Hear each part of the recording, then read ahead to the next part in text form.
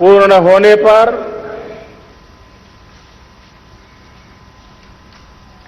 देशवासियों को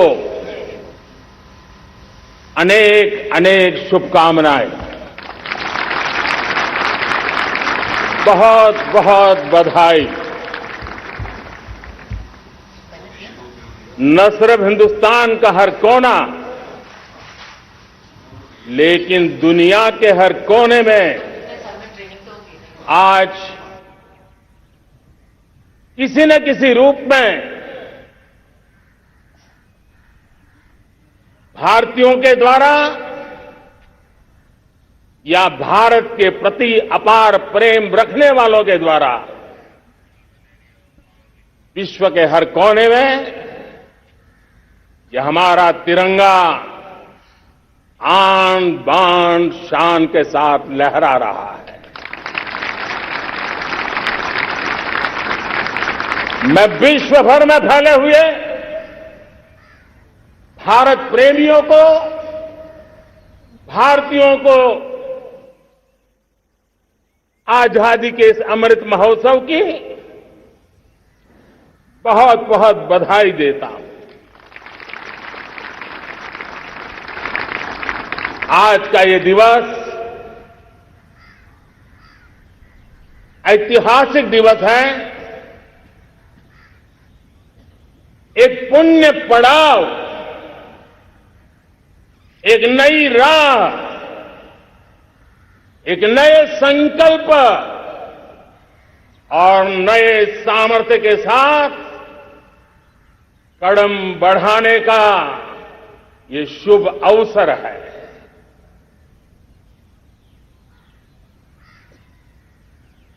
आजादी के जंग में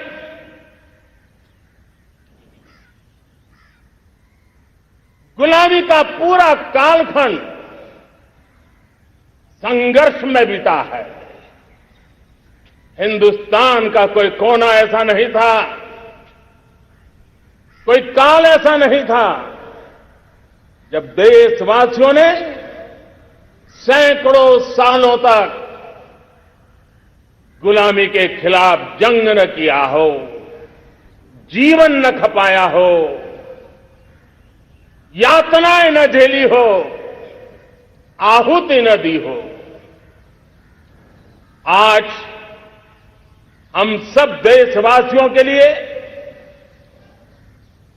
ऐसे हर महापुरुष को, हर त्यागी को, हर बलिदानी को नमन करने का अवसर है, उनका ऋण स्वीकार करने का अवसर है और उनका स्मरण करते हुए उनके सपनों को जल्द से जल्द पूरा करने का संकल्प लेने का भी अवसर है।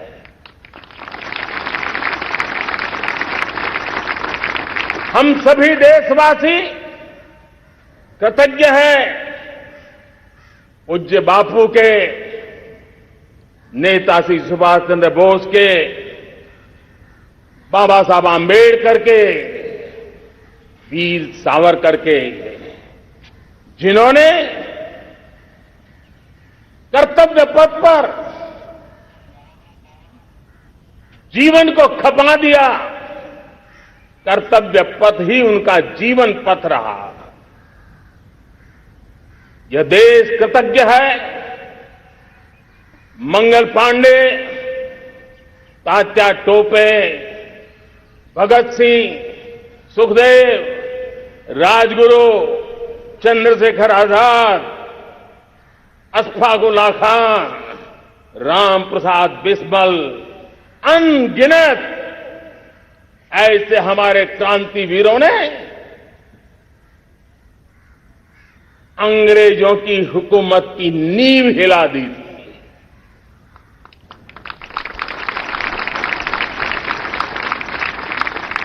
यह राष्ट्र कृतज्ञ है उन वीरांगनाओं के लिए,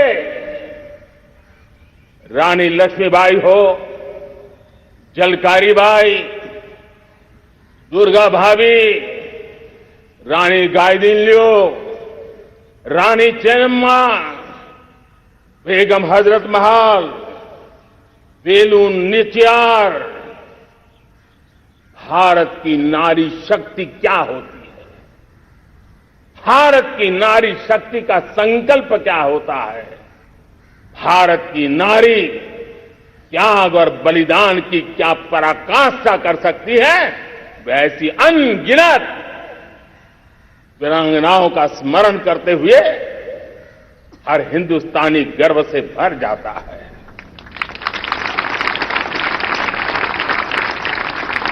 आजादी का जंग भी लड़ने वाले और आजादी के बाद देश बनाने वाले भी, डॉक्टर राजेंद्र प्रसाद जी हो,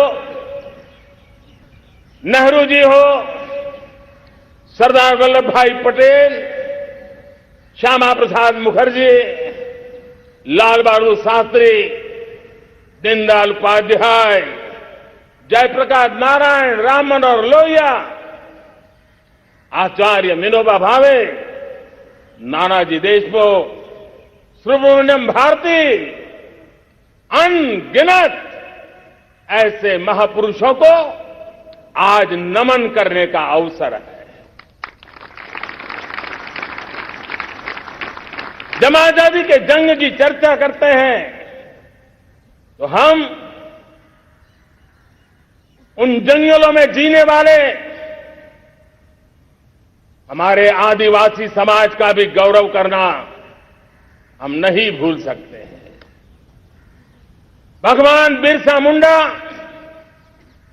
सिद्धो कान्हू, अल्लूरी सीताराम राजू, गोविंद गुरु, अनगिनत नाम है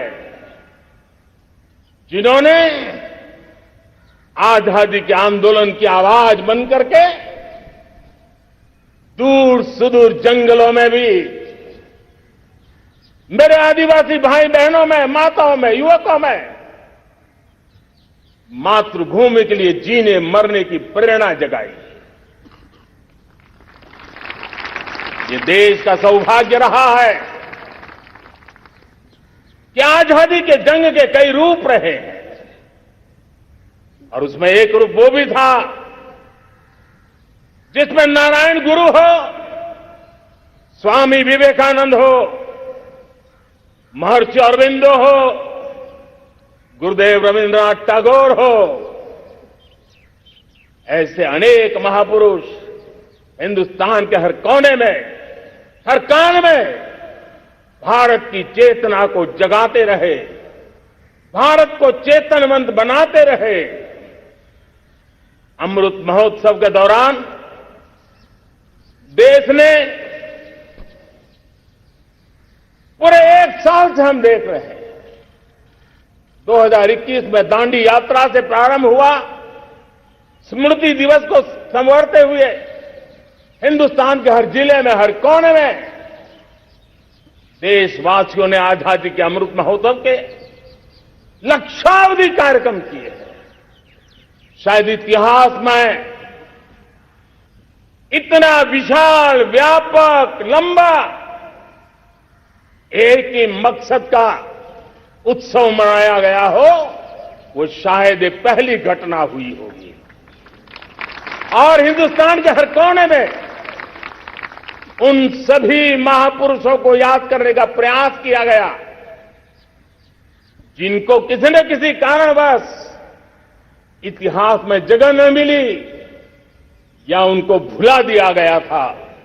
आज देश ने खोज करके हर कोने में ऐसे वीरों को, महापुरुषों को, त्यागियों को, बलिदानियों को, सत्याग्रहियों को याद किया, नमन किया। अमृत महोत्सव के दरमियान इन सभी महापुरुषों को नमन करने का अवसर रहा। कल 14 अगस्त को भारत ने विभाजन विभीषिका स्मृति दिवस भी बड़े भारी मन से हृदय के गहरे गांवों को याद करते हुए उन कोटि कोटि जनों ने बहुत कुछ सहन किया था, तिरंगे की शान के लिए सहन किया था, मातृभूमि की मिट्टी से मोहब्बत के कारण सहन किया था और धैर्य नहीं खोया था। भारत के प्रति प्रेम ने नई जिंदगी की शुरुआत करने का उनका संकल्प नमन करने योग्य है, प्रेरणा पाने योग्य है। आज जब हम आजादी का अमृत महोत्सव मना रहे हैं तो पिछले 75 साल में देश के लिए जीने मरने वाले, देश की सुरक्षा करने वाले, देश के संकल्पों को पूरा करने वाले, चाहे सेना के जवान हो, पुलिस के कर्मी हो, शासन में बैठे हुए ब्यूरोक्रेट्स हो, जनप्रतिनिधि हो, स्थानीय स्वराज की संस्थाओं के शासक प्रशासक रहे हो, राज्यों के शासक प्रशासक रहे हो, केंद्र के शासक प्रशासक रहे हो, 75 साल में इन सबके योगदान को भी आज स्मरण करने का अवसर है और देश के कोटि कोटि नागरिकों को भी, जिन्होंने 75 साल अनेक प्रकार की कठिनाइयों के बीच भी देश को आगे बढ़ाने के लिए अपने से जो हो सका वो करने का प्रयास किया है। मेरे प्यारे देशवासियों, 75 साल की हमारी ये यात्रा अनेक उतार चढ़ाव से भरी हुई है। सुख दुख की छाया मंडराती रही है और इसके बीच भी हमारे देशवासियों ने उपलब्धियां की है, पुरुषार्थ किया है, हार नहीं मानी है, संकल्पों को ओझल नहीं होने दिया है। और इसलिए, और ये भी सच्चाई है कि सैकड़ों सालों के गुलामी के कालखंड ने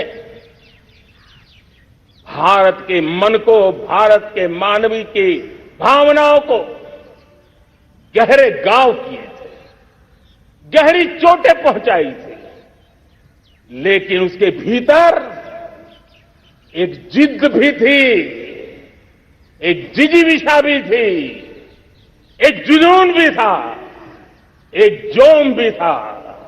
और उसके कारण अभावों के बीच में भी, उपहास के बीच में भी, और जब आजादी का जंग अंतिम चरण में था तो देश को डराने के लिए, निराश करने के लिए, हताश करने के लिए सारे उपाय किए गए थे। अगर आजादी आई, अंग्रेज चले जाएंगे तो देश टूट जाएगा, बिखर जाएंगे, लोग अंदर अंदर लड़ करके मर जाएंगे, कुछ नहीं बचेगा, अंधकार युग में भारत चला जाएगा। न जाने क्या क्या आशंकाएं व्यक्त की गई थी, लेकिन उनको पता नहीं था ये हिंदुस्तान की मिट्टी है, इस मिट्टी में वो सामर्थ्य है जो शासकों से भी परे सामर्थ्य का एक अंतर प्रभार लेकर के जीता रहा है, सदियों तक जीता रहा है। और उसी का परिणाम है, हमने क्या कुछ नहीं झेला। कभी अन्न का संकट झेला, कभी युद्ध के शिकार हो गए, आतंकवाद ने डगर डगर चुनौतियां पैदा की, निर्दोष नागरिकों को मौत के घाट उतार दिया गया, छद्म युद्ध चलते रहे, प्राकृतिक आपदाएं आती रही, सफलता विफलता, आशा निराशा, न जाने कितने पड़ाव आए हैं। लेकिन इन पड़ाव के बीच भी भारत आगे बढ़ता रहा। भारत की विविधता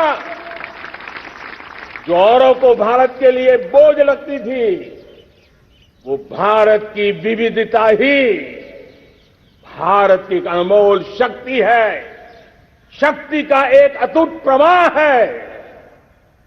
और दुनिया को पता नहीं था कि भारत के पास एक इनहेरेंट सामर्थ्य है, एक संस्कार सरिता है, एक मन मस्तिष्क का विचारों का बंधन है, और वो है भारत लोकतंत्र की जननी है, मदर ऑफ डेमोक्रेसी है। और जिनके जहन में लोकतंत्र होता है, वे जब संकल्प करके चल पड़ते हैं, वो सामर्थ्य दुनिया की बड़ी बड़ी सल्तनतों के लिए भी संकट का काल लेकर के आती है। ये मदर ऑफ डेमोक्रेसी, ये लोकतंत्र की जननी हमारे भारत ने सिद्ध कर दिया कि हमारे पास ये एक अनमोल सामर्थ्य है। मेरे प्यारे देशवासियों, 75 साल की यात्रा में आशाएं, अपेक्षाएं, उतार चढ़ाव सब कुछ के बीच में हर एक के प्रयास से हम जहां तक पहुंच पाए थे, पहुंचे थे। और 2014 में देशवासियों ने मुझे दायित्व दिया। आजादी के बाद जन्मा हुआ मैं पहला व्यक्ति था जिसको लाल किले से देशवासियों का गौरवगान करने का अवसर मिला था।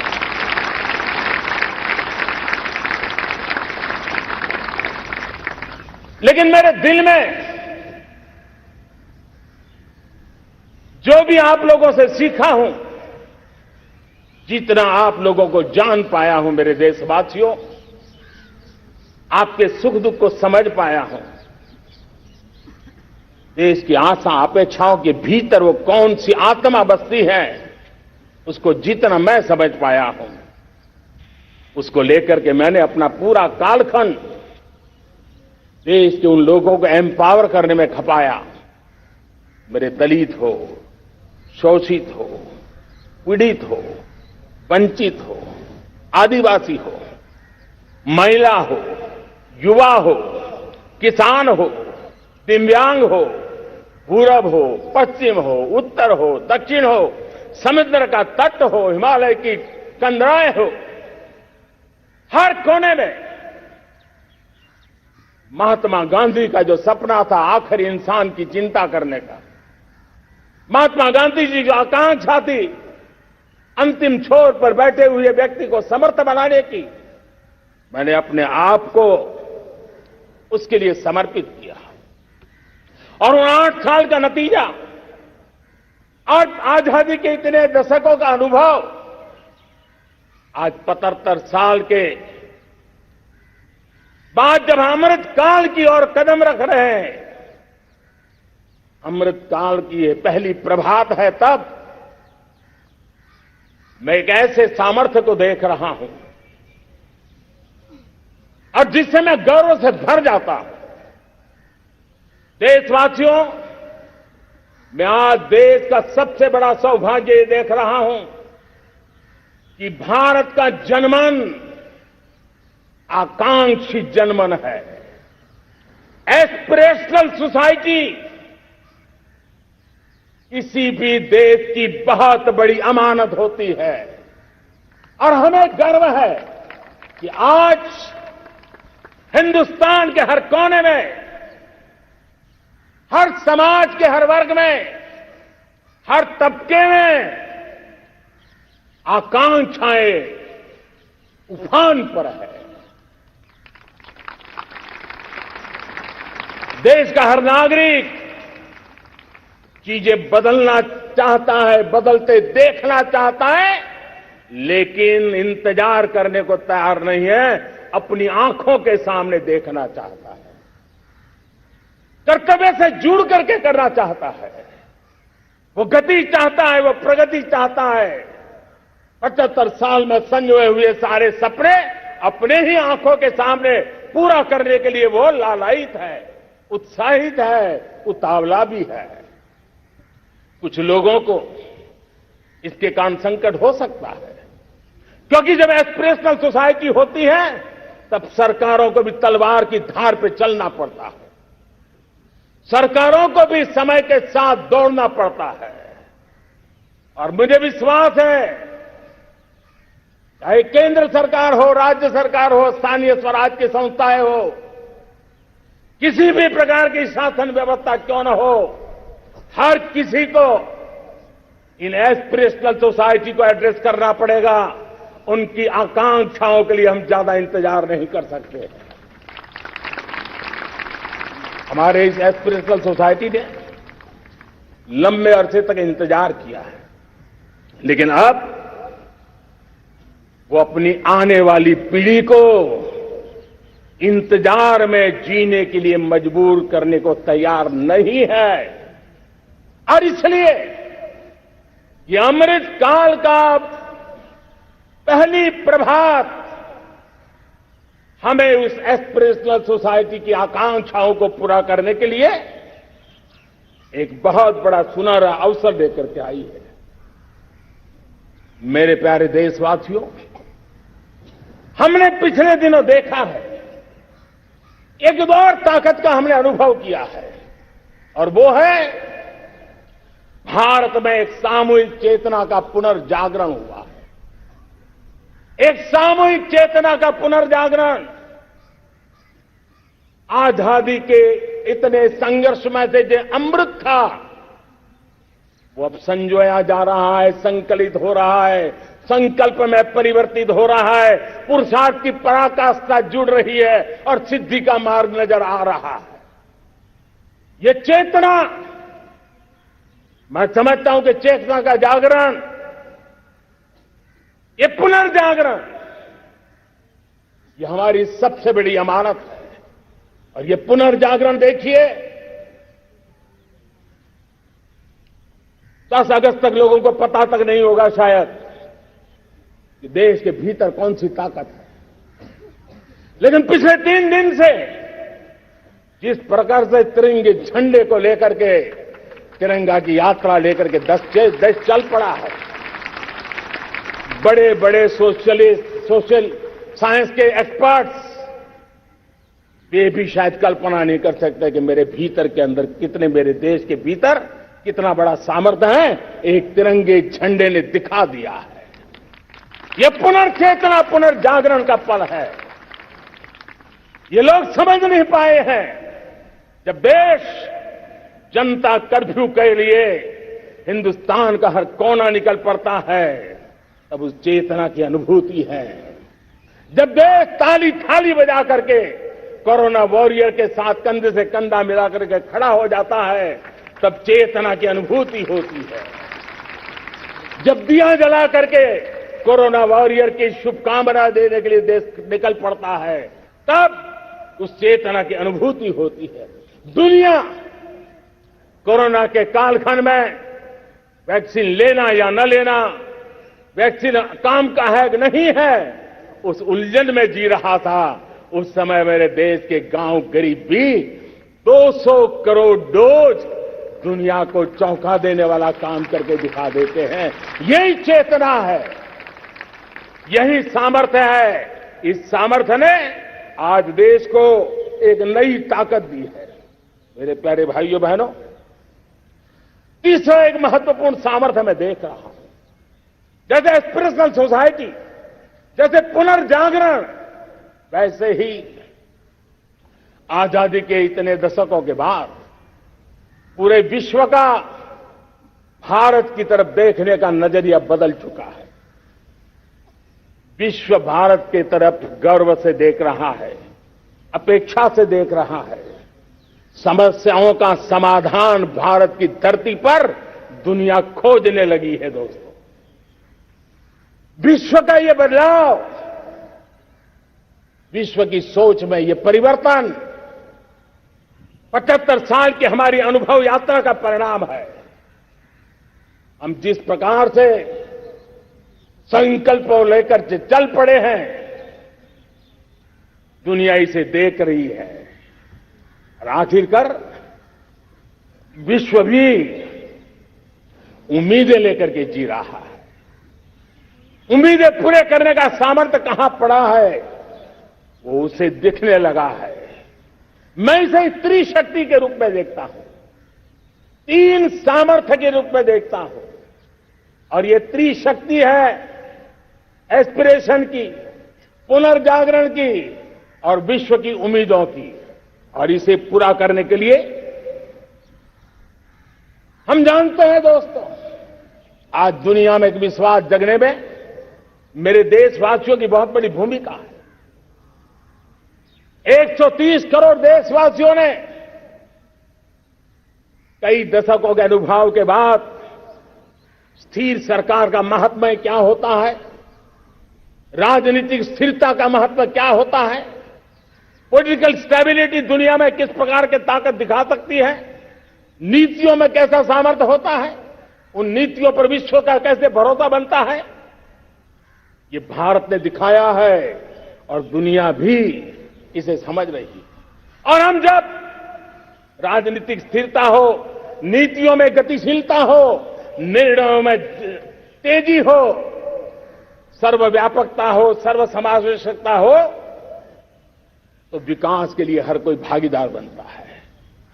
हमने सबका साथ सबका विकास का मंत्र लेकर के हम चले थे, लेकिन देखते ही देखते देशवासियों ने सबका विश्वास और सबका प्रयास से उसमें और रंग भर दिए हैं।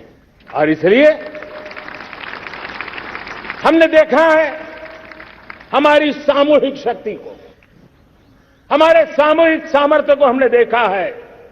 आजादी का अमृत महोत्सव जिस प्रकार से मनाया गया, जिस प्रकार से हर जिले में 75 अमृत सरोवर बनाने का अभियान चल रहा है, गांव गांव के लोग जुड़ रहे हैं, कार सेवा कर रहे हैं, अपने प्रयत्नों से अपने गांव में जल संरक्षण के लिए बड़ा अभियान चला रहे हैं। और इसलिए भाइयों बहनों, चाहे स्वच्छता का अभियान हो, चाहे गरीबों के कल्याण का काम हो, देश आज पूरी शक्ति से आगे बढ़ रहा है। लेकिन भाइयों बहनों, हम लोग आजादी के अमृत काल में हमारी 75 साल की यात्रा को उसका गौरवगान करते रहेंगे, अपनी ही पीठ थपथपाते रहेंगे, तो हमारे सपने कहीं दूर चले जाएंगे। और इसलिए 75 साल का कालखंड कितना ही शानदार रहा हो, कितने ही संकटों वाला रहा हो, कितने ही चुनौतियों वाला रहा हो, कितने ही सपने अधूरे दिखते हो, उसके बावजूद भी आज जब हम अमृत काल में प्रवेश कर रहे हैं, अगले 25 वर्ष हमारे देश के लिए अत्यंत महत्वपूर्ण है। और इसलिए जब मैं आज मेरे सामने लाल किले पर से 130 करोड़ देशवासियों के सामर्थ्य का स्मरण करता हूं,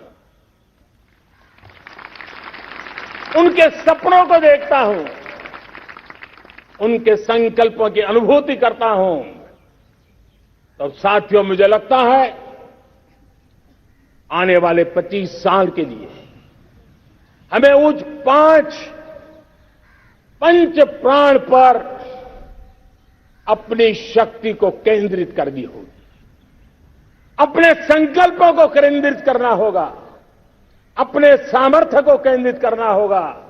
और हमें उन पंच प्राण को लेकर के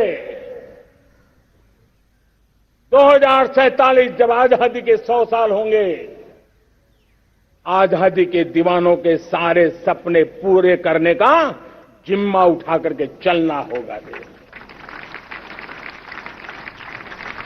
जब मैं पंच प्राण की बात करता हूं, तो पहला प्राण, अब देश बड़े संकल्प लेकर के ही चलेगा, बहुत बड़े संकल्प लेकर के चलना होगा। और वो बड़ा संकल्प है विकसित भारत, अब उससे कुछ कम नहीं होना चाहिए। बड़ा संकल्प।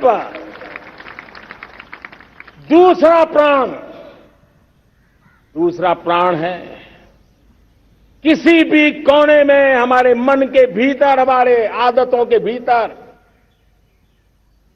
गुलामी का एक भी अंश अगर भी अभी भी है तो उसको किसी भी हालत में बचने नहीं देना। अब 100%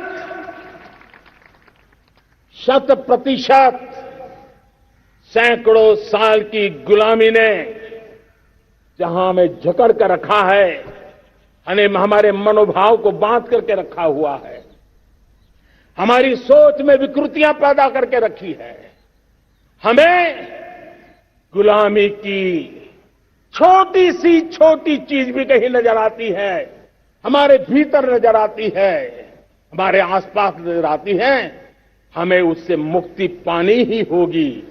ये हमारा दूसरी प्राण शक्ति है। तीसरी प्राण शक्ति, हमें हमारी विरासत पर गर्व होना चाहिए। हमारी विरासत के प्रति, क्योंकि यही विरासत है जिसने कभी भारत को स्वर्णिम काल दिया था, और यही विरासत है जो समय को अनुकूल परिवर्तन करने की आदत रखती है। यही विरासत है जो काल बाह्य छोड़ती रही है, नित्य नूतन स्वीकारती रही है। और इसलिए इस विरासत के प्रति हमें गर्व होना चाहिए। चौथा प्राण, वो भी उतना ही महत्वपूर्ण है, और वो है एकता और एकजुटता।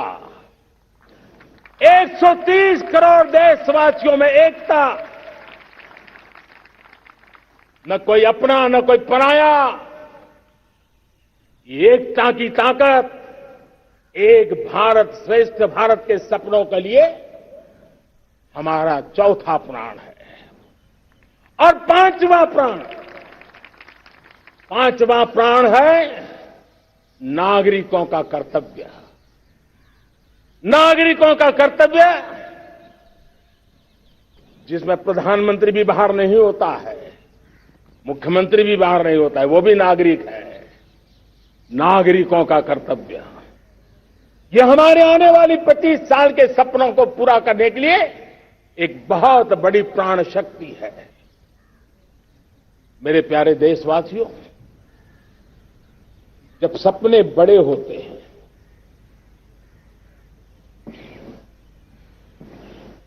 जब संकल्प बड़े होते हैं, तो पुरुषार्थ भी बहुत बड़ा होता है, शक्ति भी बहुत बड़ी मात्रा में जुट जाती है। अब कोई कल्पना कर सकता है कि देश 40-42 के कालखंड को याद कीजिए। देश उठ खड़ा हुआ था, किसी ने हाथ में झाड़ू लिया था, किसी ने तकली ली थी, किसी ने रेंटिया लिया था, किसी ने सत्याग्रह का मार्ग चुना था, किसी ने संघर्ष का मान चुना था, किसी ने क्रांति की वीरता का रास्ता चुना था। लेकिन संकल्प बड़ा था, आजादी। और ताकत देखिए, बड़ा संकल्प था तो आजादी लेके रहे, हम आजाद हो गए। अगर संकल्प छोटा होता, सीमित होता, तो शायद आज भी संघर्ष करने के दिन चालू रहते। लेकिन संकल्प बड़ा था तो हमने हासिल भी किया। मेरे प्यारे देशवासियों, अब आज जब अमृत काल की पहली प्रभात है, तो हमें इस 25 साल में विकसित भारत बना के रहना है, अपनी आंखों के सामने। और जो 20, 22, 25 साल के नौजवान मेरे देश के मेरे सामने हैं, मेरे देश के नौजवानों, जब देश आजादी के 100 साल मनाएगा, तब आप 50-55 के हुए होंगे। मतलब आपके जीवन का ये स्वर्णिम काल, आपकी उम्र के ये 25-30 साल भारत के सपनों को पूरा करने का काल है। आप संकल्प लेकर के मेरे साथ चल पड़िए साथियों, तिरंगे झंडे की शपथ लेकर के चल पड़िए। हम सब पूरी ताकत से लगे आए। बड़ा संकल्प, मेरा देश विकसित देश होगा, डेवलप कंट्री होगा। विकास के हर पैरामीटर में हम मानव केंद्रीय व्यवस्था को विकसित करेंगे। हमारे केंद्र में मानव होगा, हमारे केंद्र में के मानव की आशा आकांक्षाएं होगी। हम जानते हैं भारत जब बड़े संकल्प करता है तो करके भी दिखाता है। जब मैंने यहां स्वच्छता की बात कही थी मेरे पहले भाषण में, देश चल पड़ा, जिससे जहां हो सका स्वच्छता की ओर आगे बढ़ा और गंदगी के प्रति नफरत एक स्वभाव बनता गया। यही तो देश है जिसने इसको करके दिखाया है और कर भी रहा है, आगे भी कर रहा है। यही तो देश है जिसने वैक्सीनेशन, दुनिया दुविधा में थी, 200 करोड़ का लक्ष्य पार कर लिया, समय सीमा में कर लिया, पुराने सारे रिकॉर्ड तोड़ के कर लिया। ये देश कर सकता है। हमने तय किया था देश को खाड़ी के तेल पर हम गुजारा करते हैं, झाड़ी के तेल की ओर कैसे बढ़े। 10% इथेनॉल ब्लेंडिंग का सपना बड़ा लगता था, पुराना इतिहास बताता था संभव नहीं है, लेकिन समय से पहले 10% इथेनॉल ब्लेंडिंग करके देश ने इस सपने को पूरा कर दिया। भाइयों बहनों, 2.5 करोड़ लोगों को इतने कम समय में बिजली कनेक्शन पहुंचाना छोटा काम नहीं था, देश ने करके दिखाया। लाखों परिवारों के घर में जल से नल, नल से जल, नल से जल पहुंचाने का काम आज देश तेज गति से कर रहा है। खुले में शौच से मुक्ति भारत के अंदर आज संभव हो पाया है।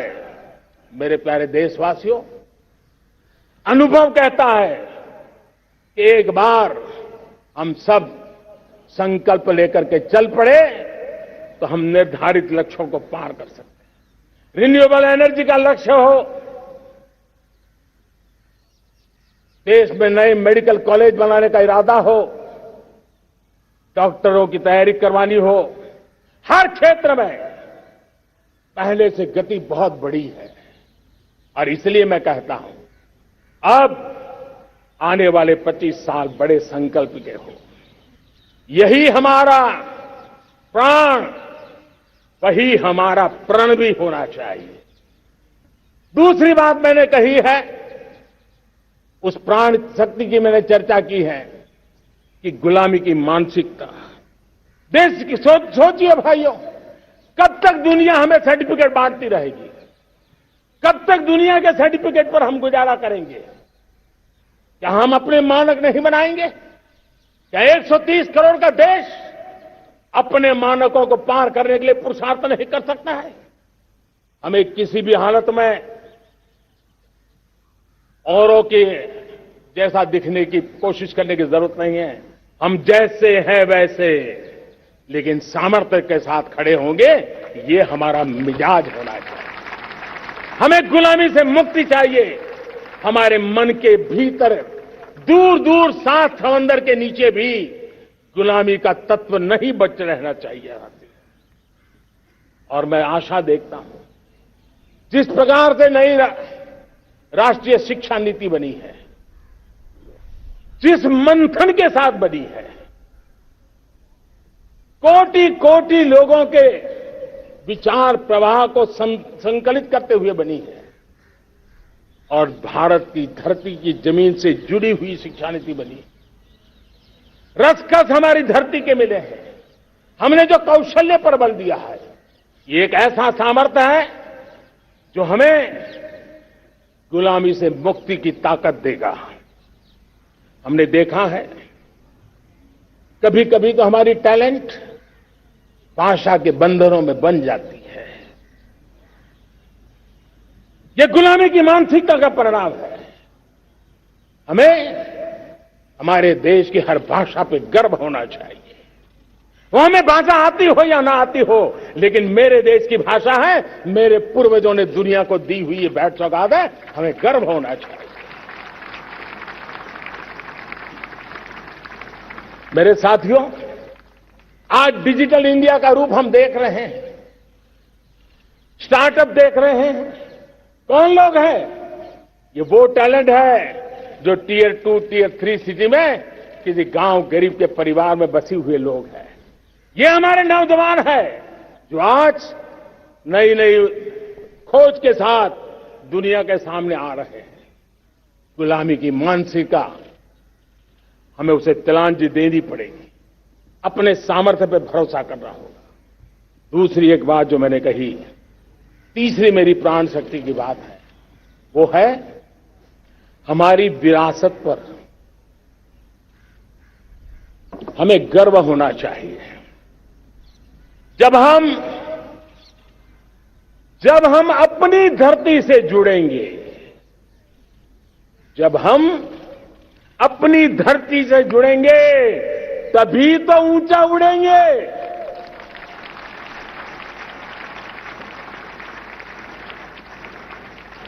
और जब हम ऊंचा उड़ेंगे तो हम विश्व को भी समाधान दे पाएंगे।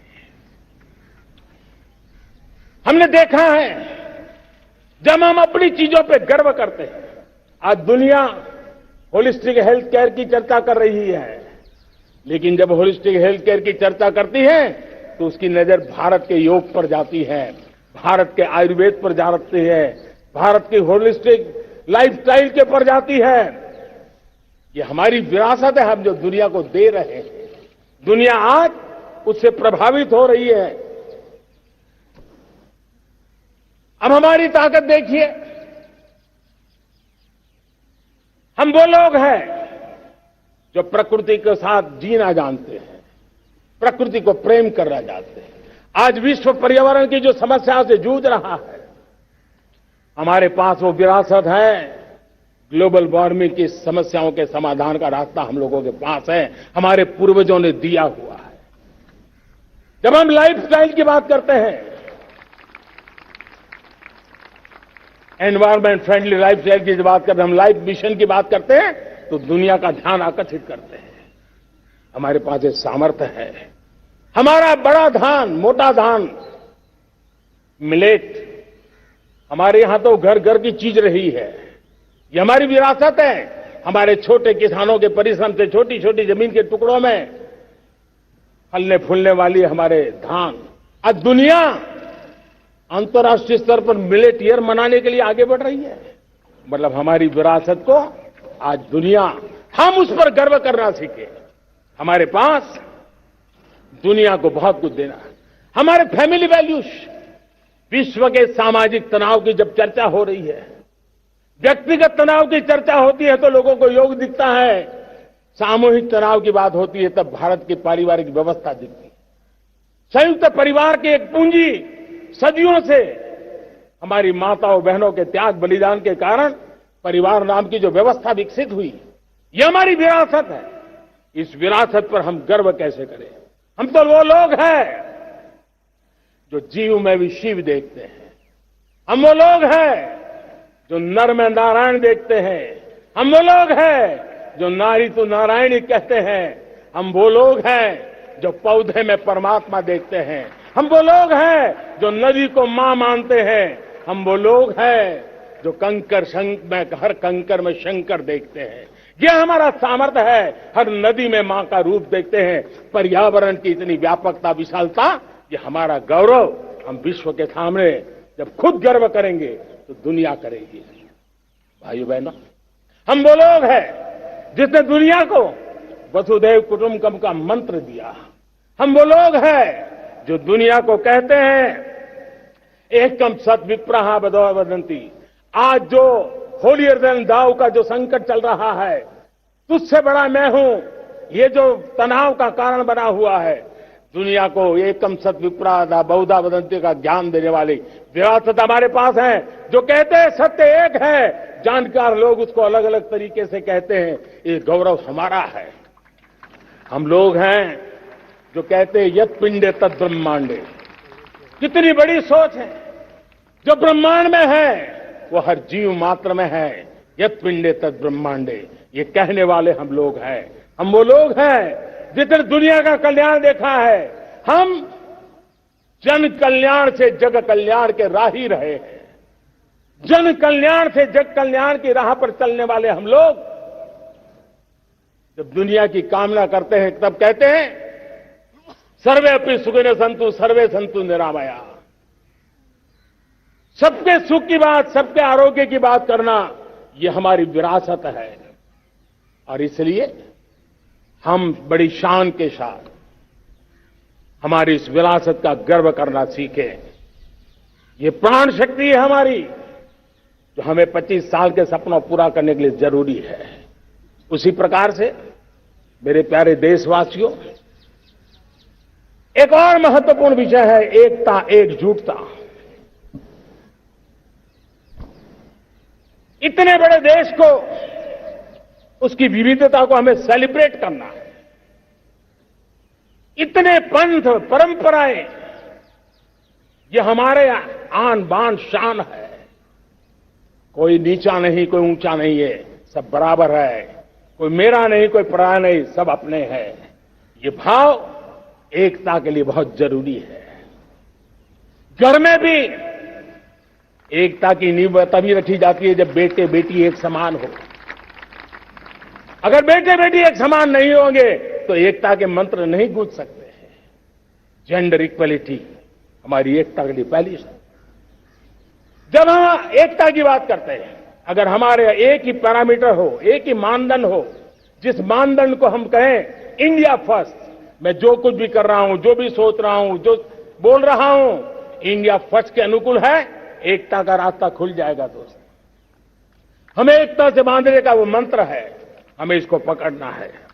मुझे पूरा विश्वास है कि हम समाज के अंदर ऊंच नीच के भेदभावों से, मेरे तेरे के भेदभावों से हम सबकी पुजारी बने।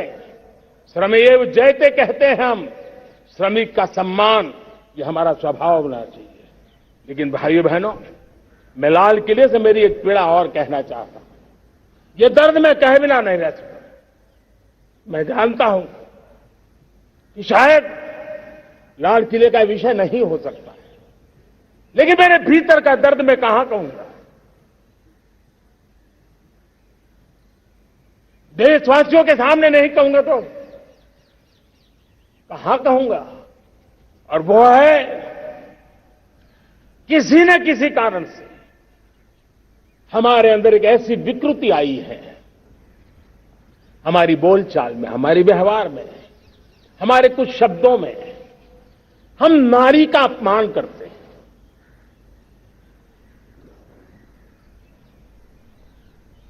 क्या हम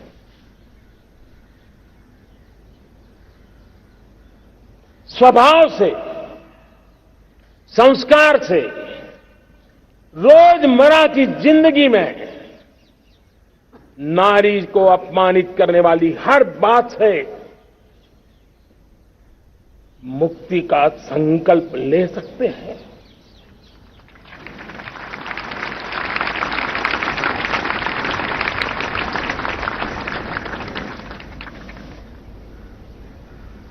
नारी का गौरव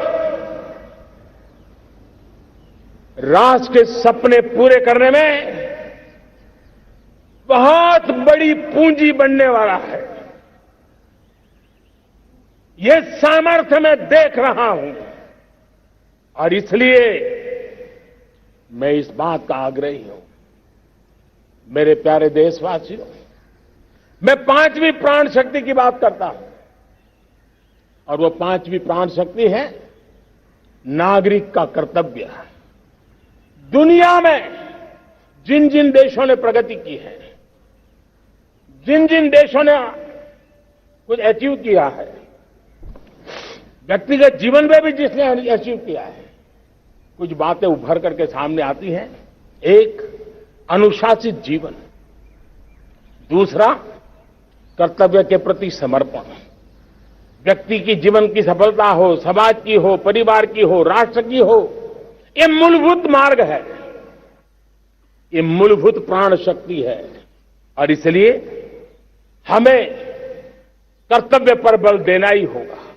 यह शासन का काम है कि बिजली 24 घंटे पहुंचाने के लिए प्रयास करे, लेकिन ये नागरिक का कर्तव्य है कि जितनी ज्यादा यूनिट बिजली बचा सकते बचाएं। हर खेत में पानी पहुंचाना सरकार की जिम्मेवारी है, सरकार का प्रयास है, लेकिन पर ड्रॉप मोर क्रॉप, पानी बचाते हुए आगे बढ़ना, मेरे हर खेत से आवाज उठनी चाहिए।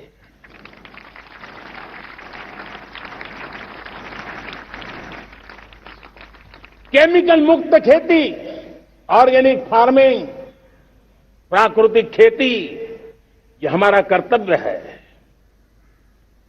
साथियों, चाहे पुलिस हो या पीपल हो, शासक हो या प्रशासक हो, ये नागरिक कर्तव्य से कोई अछूता नहीं हो सकता है।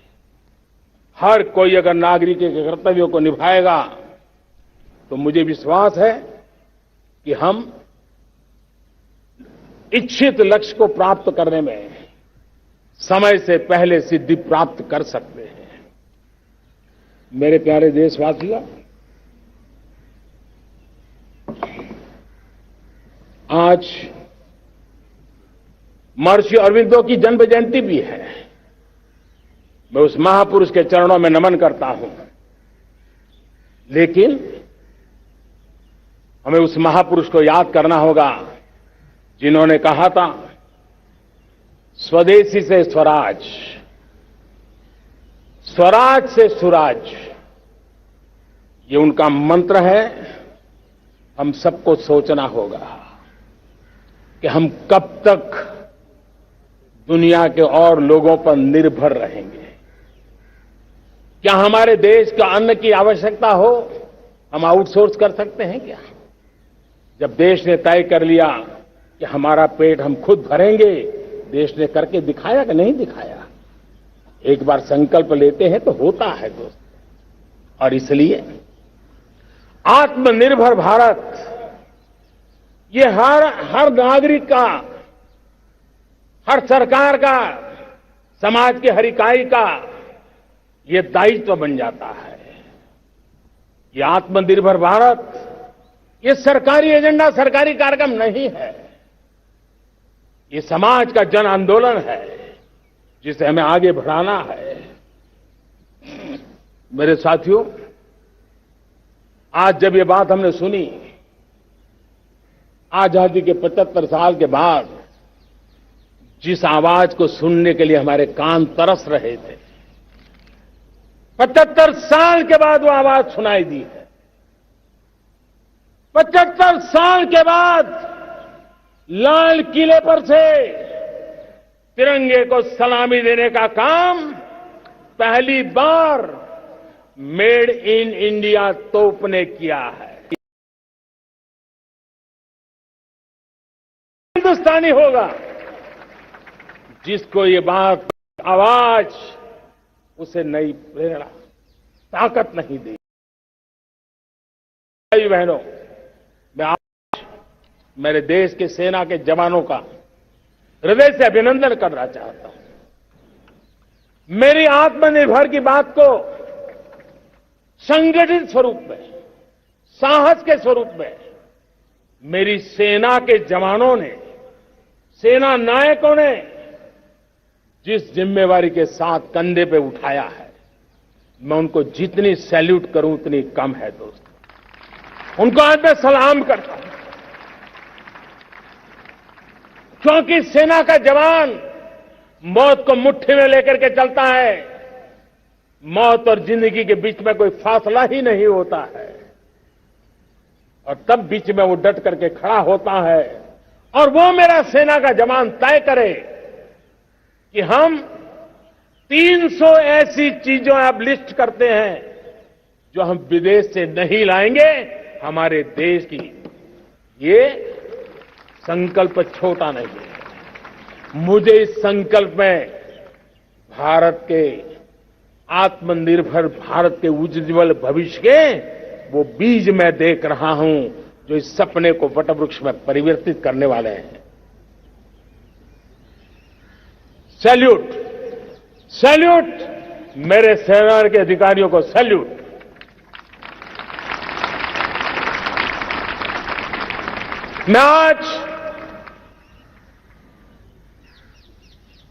मैं मेरे छोटे छोटे बालकों को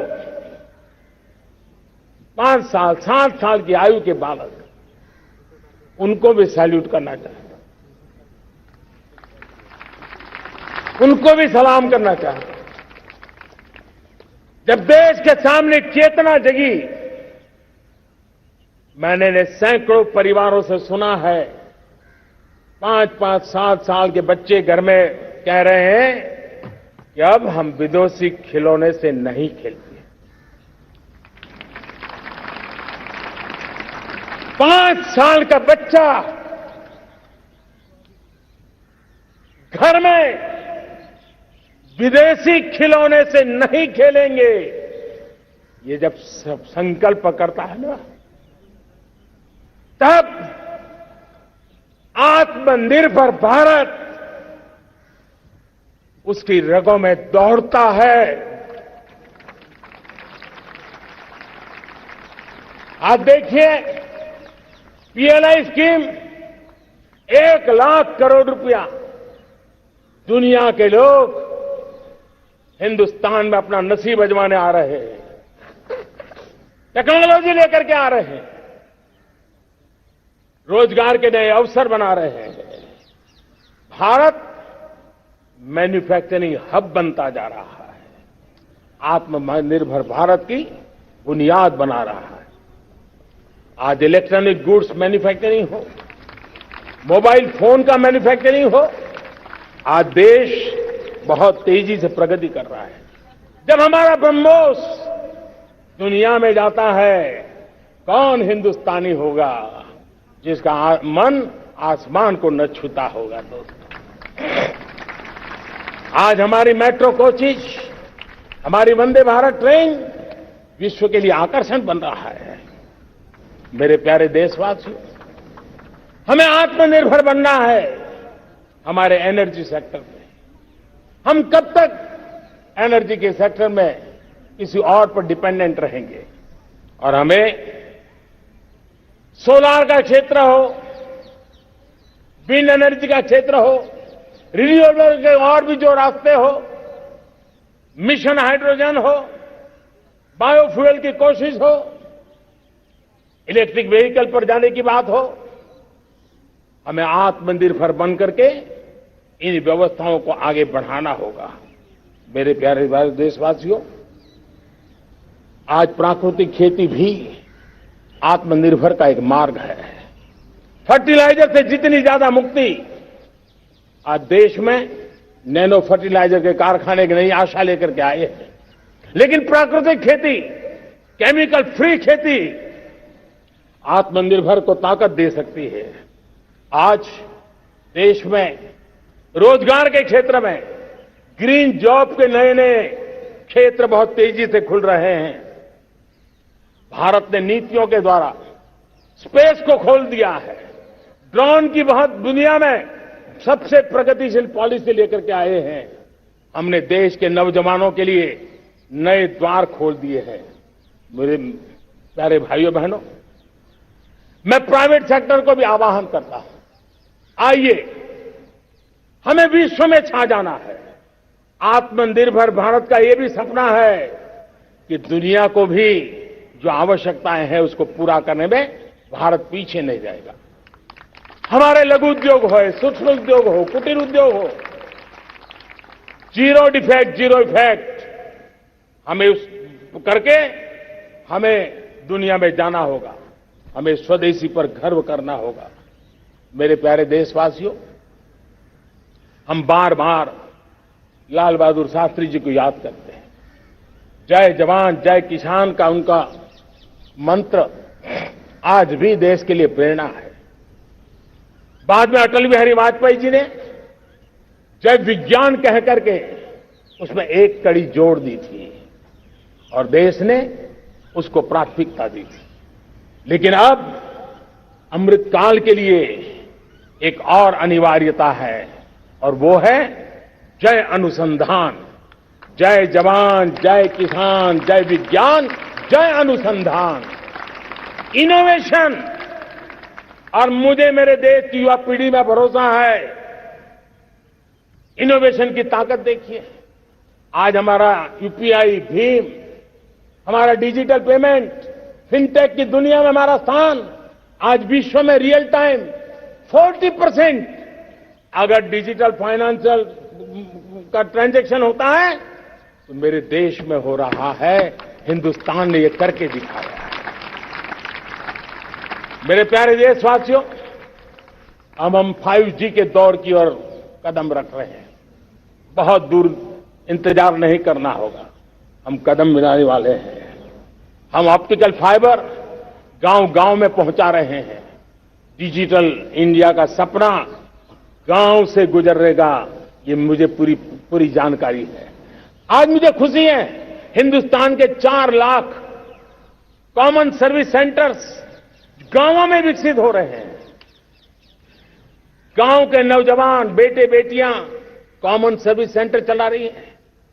देश गर्व कर सकता है कि गांव के क्षेत्र में 4 लाख डिजिटल एंटरप्रेन्योर का तैयार होना और सारी सेवाएं गांव के लोग उनके यहां लेने के लिए आदी बन जाए, ये अपने आप में टेक्नोलॉजी हब बनने की भारत की जो ताकत है। मेरे प्यारे देशवासियों, ये जो डिजिटल इंडिया का मूवमेंट है, जो सेमीकंडक्टर की ओर हम कदम मांड रहे हैं, 5G की ओर कदम मांड रहे हैं, ऑप्टिकल फाइबर का नेटवर्क बिछा रहे हैं, ये सिर्फ आधुनिकता की पहचान ऐसा नहीं है। 3 बड़ी ताकतें इसके अंदर समाहित है। शिक्षा में आमूलचूल क्रांति, ये डिजिटल माध्यम से आने वाली है। स्वास्थ्य सेवाओं में आमूलचूल क्रांति डिजिटल से आने वाली है। कृषि जीवन में भी बहुत बड़ा बदलाव डिजिटल से आने वाला है। एक नया विश्व तैयार हो रहा है। भारत उसे आगे बढ़ाने के लिए, और मैं साफ देख रहा हूं दोस्तों, ये डेकेड मानव जात के लिए टेकेड का समय है, टेक्नोलॉजी का डेकेड है। भारत के लिए तो ये टेकेड जिसका मन टेक्नोलॉजी से जुड़ा हुआ है, आईटी की दुनिया में भारत ने अपना एक लोहा बनवा लिया है, तो ये टेकेड का सामर्थ्य भारत के प्यास है। हमारा अटल इनोवेशन मिशन, हमारे इंक्यूबेशन सेंटर, हमारे स्टार्टअप एक नया पूरा क्षेत्र का विकास कर रहे हैं। युवा पीढ़ी के लिए नए अवसर लेकर के आ रहे हैं। स्पेस मिशन की बात हो, हमारा डीप ओशन मिशन की बात हो, समुद्र की गहराई में जाना हो या हमें आसमान को छूना हो, ये नए क्षेत्र हैं जिसको लेकर के हम आगे बढ़ रहे हैं। मेरे प्यारे देशवासियों, हम इस बात को न भूलें, और भारत ने सदियों से देखा हुआ है, जैसे देश में कुछ नमूना रूप कामों की जरूरत होती है, कुछ बड़ी बड़ी ऊंचाइयों की जरूरत होती है, लेकिन साथ साथ धरातल पर मजबूती बहुत आवश्यक होती है। भारत की आर्थिक विकास की संभावनाएं धरातल की मजबूती से जुड़ी हुई है, और इसलिए हमारे छोटे किसान, उनका सामर्थ्य, हमारे छोटे उद्यमी, उनका सामर्थ्य, हमारे लघु उद्योग, कुटीर उद्योग, सूक्ष्म उद्योग, रेहड़ी पटरी वाले लोग, घरों में काम करने वाले लोग, ऑटो रिक्शा चलाने वाले लोग, बस सेवाएं देने वाले लोग, ये समाज का जो सबसे बड़ा तबका है, इसका सामर्थ्यवान होना भारत के सामर्थ्य की गारंटी है। और इसलिए हमारी आर्थिक विकास की ये जो मूलभूत जमीनी ताकत है, उस ताकत को सर्वाधिक बल देने की दिशा में हमारा प्रयास चल रहा है। मेरे प्यारे देशवासियों, हमारे पास 75 साल का अनुभव है। हमने 75 साल में कई सारी सिद्धियां भी प्राप्त की हैं।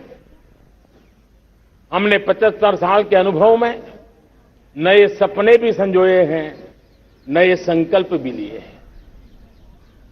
लेकिन अमृतकाल के लिए हमारे मानव संसाधन का ऑप्टिमम आउटकम कैसे हो, हमारी प्राकृतिक संपदा का ऑप्टिमम आउटकम कैसे हो, इस लक्ष्य को लेकर के हमें चलना है। और तब मैं पिछले कुछ सालों से अनुभव से कहना चाहता हूं, आपने देखा होगा आज अदालत के अंदर देखिए,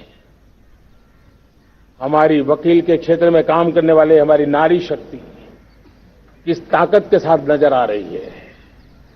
आप ग्रामीण क्षेत्र में जनप्रतिनिधि के रूप में देखिए, हमारी नारी शक्ति किस मिजाज से, समर्पित भाव से अपनी गांवों की समस्याओं को सुलझाने में लगी हुई है। आज ज्ञान का क्षेत्र देख लीजिए, विज्ञान का क्षेत्र देख लीजिए, हमारे देश की नारी शक्ति सिरमौर नजर आ रही है। आज हम पुलिस में देखें, हमारी नारी शक्ति लोगों की सुरक्षा की जिम्मेवारी उठा रही है।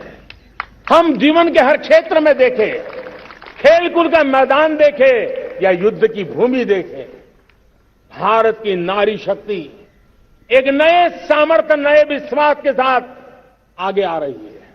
मैं इसको भारत की 75 साल की जो यात्रा में जो योगदान है, उसमें अब कई गुना योगदान आने वाले 25 साल में मैं मेरी नारी शक्ति का देख रहा हूं, मेरी माताओं, बहनों का, मेरी बेटियों का देख रहा हूं। और इसलिए ये सारे हिसाब किताब से ऊपर है, सारे आपके पैरामीटर से अतिरिक्त है।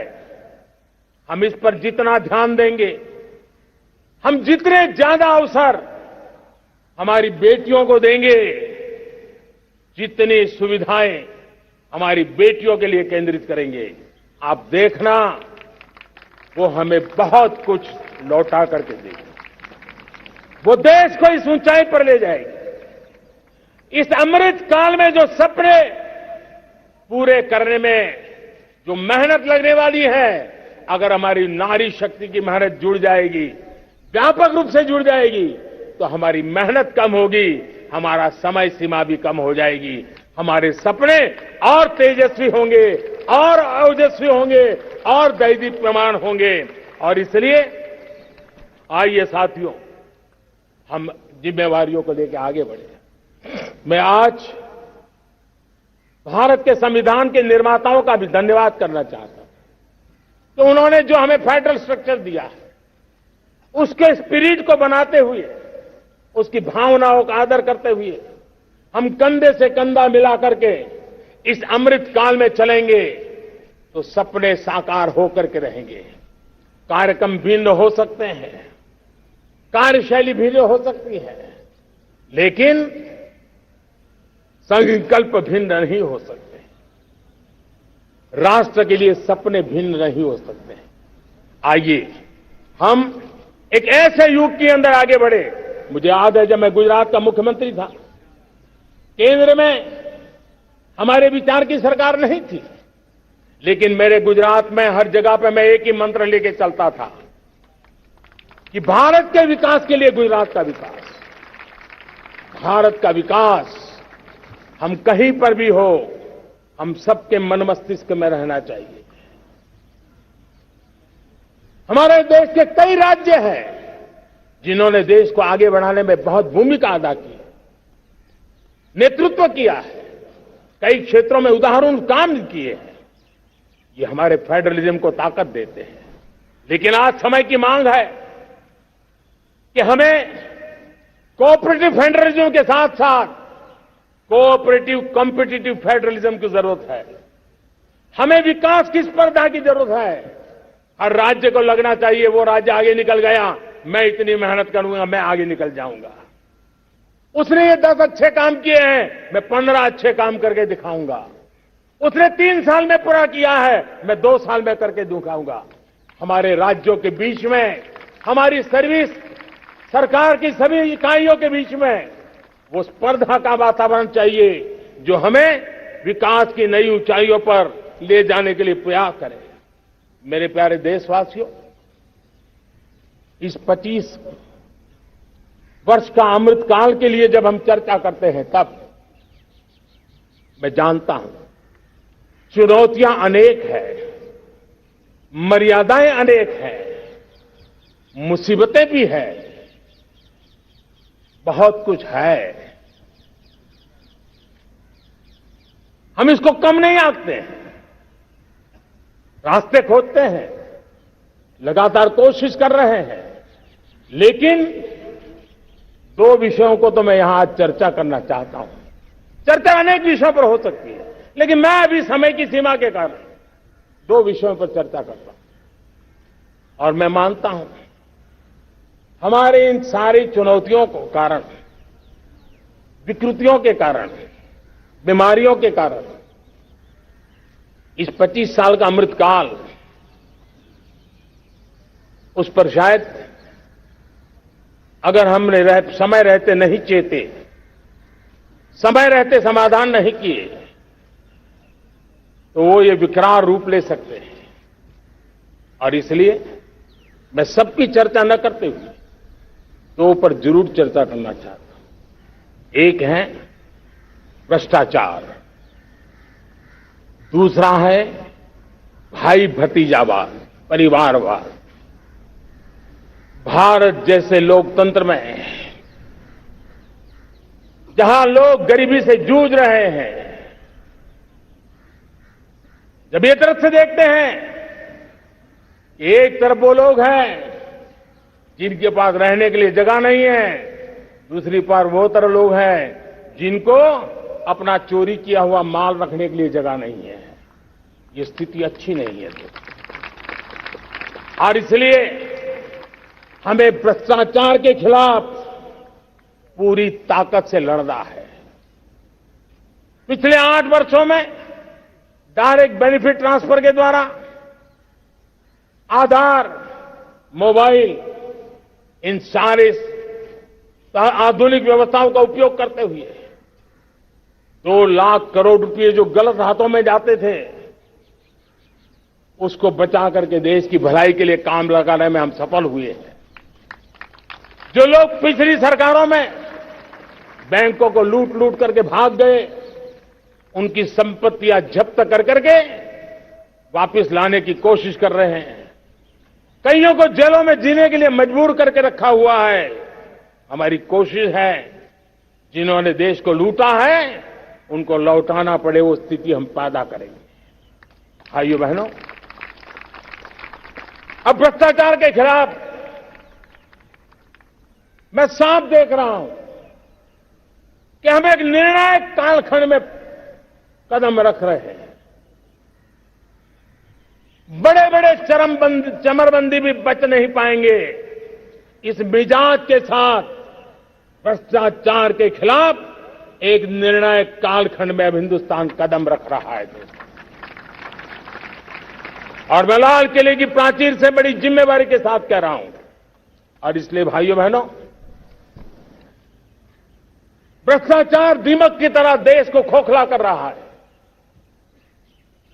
मुझे इसके खिलाफ लड़ाई लड़नी है, लड़ाई को तेज करना है, निर्णायक मोड़ पे लेकर के ही जाना है। तब मेरे 130 करोड़ देशवासी, आप मुझे आशीर्वाद दीजिए, आप मेरा साथ दीजिए। मैं आज आपसे साथ मांगने आया, आपका सहयोग मांगने आया हूं, ताकि मैं इस लड़ाई को लड़ पाऊं, इस लड़ाई को जीत पाए और सामान्य नागरिक की जिंदगी भ्रष्टाचार ने तबाह करके रखी हुई है। मैं मेरे इन सामान्य नागरिक की जिंदगी को फिर से शान बान शान के लिए जीने के लिए रास्ता बनाना चाहता हूं। और इसलिए मेरे प्यारे देशवासियों, ये चिंता का विषय है कि आज देश में भ्रष्टाचार के प्रति नफरत तो दिखती है, व्यक्त भी होती है, लेकिन कभी कभी भ्रष्टाचारियों के प्रति उदारता बरती जाती है। किसी भी देश में ये शोभा नहीं देगा। कई लोग तो इतनी बेशर्मी तक चले जाते हैं कि कोर्ट में सजा हो चुकी हो, भ्रष्टाचारी सिद्ध हो चुका हो, जेल जाना तय हो चुका हो, जेल गुजार रहे हो, उसके बावजूद भी उनका महिमा मंडन करने में लगे रहते हैं, उनकी शान शौकत में लगे रहते हैं, उनकी प्रतिष्ठा बनाने में लगे रहते हैं। अगर जब तक समाज में गंदगी के प्रति नफरत नहीं होती है, स्वच्छता की चेतना जगती नहीं है। जब तक भ्रष्टाचार और भ्रष्टाचारी के प्रति नफरत का भाव पैदा नहीं होता है, सामाजिक रूप से उसको नीचा देखने के लिए मजबूर नहीं करते, तब तक एक मानसिकता खत्म होने वाली नहीं है। और इसलिए भ्रष्टाचार के प्रति भी और भ्रष्टाचारियों के प्रति भी हमें बहुत जागरूक होने की जरूरत है। दूसरी एक चर्चा मैं करना चाहता हूं, भाई भतीजावाद। और जब मैं भाई भतीजावाद, परिवारवाद की बात करता हूं तो लोगों को लगता है मैं सिर्फ राजनीतिक क्षेत्र की बात करता हूं। जी नहीं, दुर्भाग्य से राजनीतिक क्षेत्र की उस बुराई ने हिंदुस्तान की हर संस्थाओं में परिवारवाद को पोषित कर दिया है।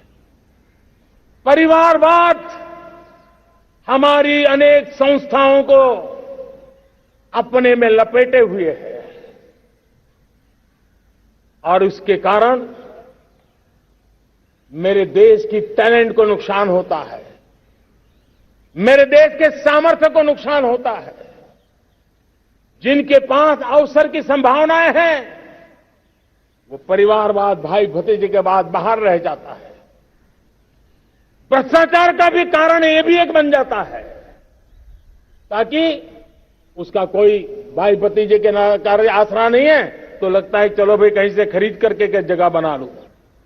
इस परिवारवाद से, भाई भतीजावाद से हमें हर संस्थाओं में एक नफरत पैदा करनी पड़ी होगी, जागरूकता पैदा करनी होगी, तब हम हमारी संस्थाओं को बचा पाएंगे। संस्थाओं के उज्जवल भविष्य के लिए बहुत आवश्यक है। उसी प्रकार से राजनीति में भी परिवारवाद ने देश के सामर्थ्य को सबसे सारा अन्याय किया है।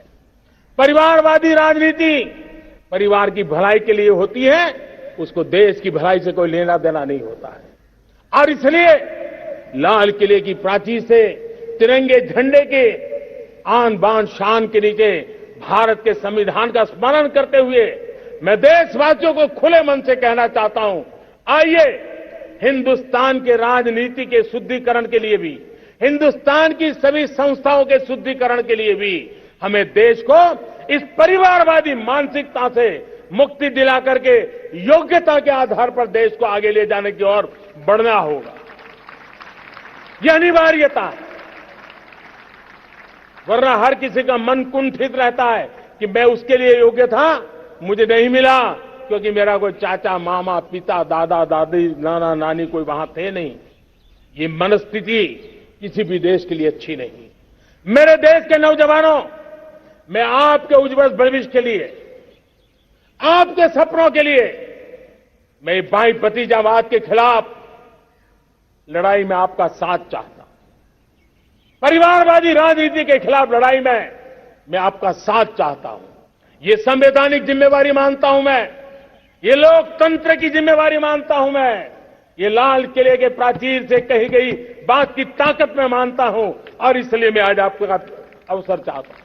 हमने देखा पिछले दिनों खेलों में, ऐसा तो नहीं है कि देश के पास पहले प्रतिभाएं नहीं रही होंगी, ऐसा तो नहीं है कि खेलकूद की दुनिया में हिंदुस्तान के नौजवान, हमारी बेटे बेटियां कुछ कर नहीं सकते, लेकिन सिलेक्शन भाई भतीजेवाद की चैनल से गुजरते थे और उसके कारण वो खेल के मैदान तक, उस देश तक तो पहुंच जाते थे।